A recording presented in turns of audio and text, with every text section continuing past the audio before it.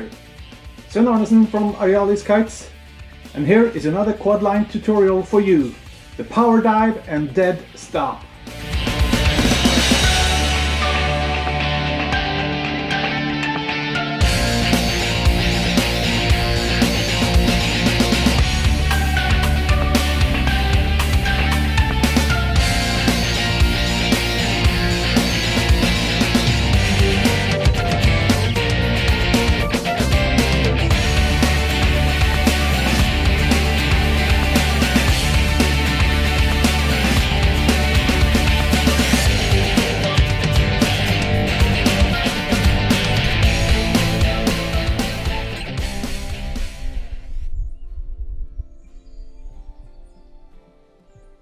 Now, didn't that look cool?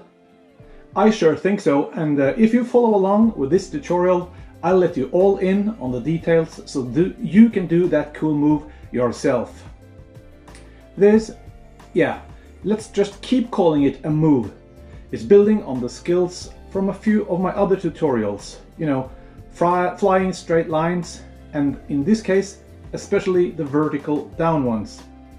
The inverted hover that puts your kite upside down and stationary in the air. And you might also take a look at the angle of attack and the 5 reps practice method tutorials as well to have some stuff repeated. And this is important. Have in mind that there is no one truth. There are more than one way of approaching this move. And in this tutorial I bring out a few guidelines that have worked for me, and hopefully they'll work for you too. But most importantly, go out there, fly, and have fun. Alright, as you might know, I like to try to break a move down into smaller elements. And this power dive and dead stop I find is a combination of 3 such elements. The dive, the stop, and the inverted hover. And of course, if you're picky, the continue to fly again. All these elements you can practice one by one. And when you can do all 3 of them pretty well, then it's time to put it all together. So, let's take a look at the first element, the dive. Start out practicing vertical down trajectories. That's a difficult one for me to pronounce. Play safe when starting out by flying slowly towards the ground. You know, thumbs forward, brakes applied. Turn your kite away and up from the ground, and make sure to do this a couple of kite widths above the ground, avoiding an uncontrolled touchdown. And when you grow confidence, you can A. Go faster, B. Turn away closer to the ground, and finally both of them.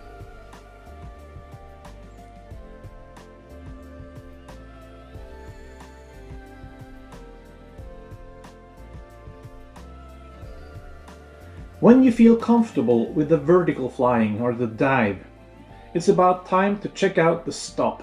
I mean the dead stop. Because we really want that kite to stop dead on a dime.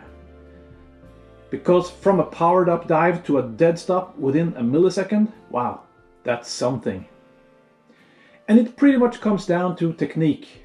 Too much and your kite will stop, but take off again, flying upwards in an inverted position, looking something like this.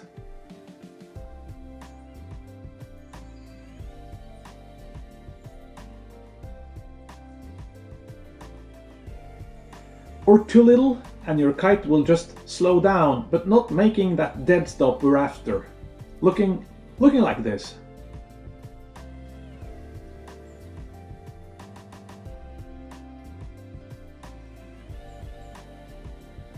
This is where you will have to practice your braking technique. How to kill your kite in the air by quickly applying the brakes, pushing your thumbs forward. Make sure to start out slow again. The slower you fly your kite, the easier it is to do a dead stop. So start out by doing things kind of in slow motion and speed up when you feel confident. Alright. Fly your kite to the top of the wind window. Then do a 180 degrees turn so your kite's leading edge is pointing down. and your kite is now inverted in the air. Start flying a vertical line towards the ground, but rather than go all the way down to the ground, do a full stop at every 2 kites widths or so.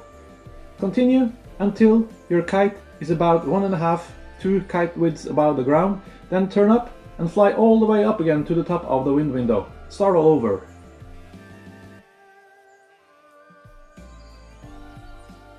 Now repeat this pattern a few times until you feel you've got a hang of it. Then do it again, but increase the distance between each stop and reduce the number of stops on your way down. Finally, you can do this and stop your kite just once. And after some practice, you should be able to have your kite stop dead just a couple of inches off the ground.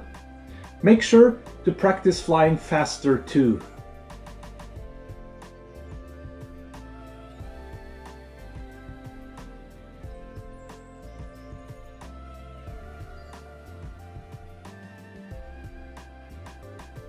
At last, it's time to take a look at the third and final element, the inverted hover. Because following the dead stop, a perfectly executed inverted hover will put the icing on that cake, and that's what we're after.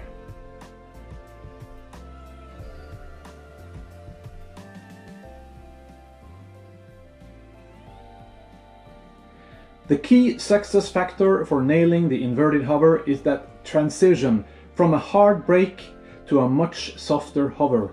And now I'm talking about your input to the kite.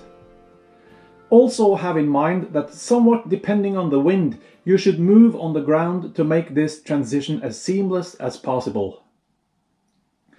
In lower winds, you might take a step or 2 backwards to maintain enough pressure in the sail to control the hover. When the wind picks up a little, just like today, you must do the opposite. Take a step or 3 downwind. This body language will aid in both the dead stop and the inverted hover. Like said before, too much and your kite will stop but fly up again. Too little and the kite will just slow down but not come to that complete halt. So it all comes down to your input, your technique and your timing. And like said before, start out slow. Fly your kite kind of slowly towards the ground, dead stop it a couple of kite widths above the ground and concentrate on that transition between the dead stop and the hover and exactly what input it takes to glue that kite to the air. And try to hold that kite in that inverted hover for a count of, let's say, 3. 1, 2, 3.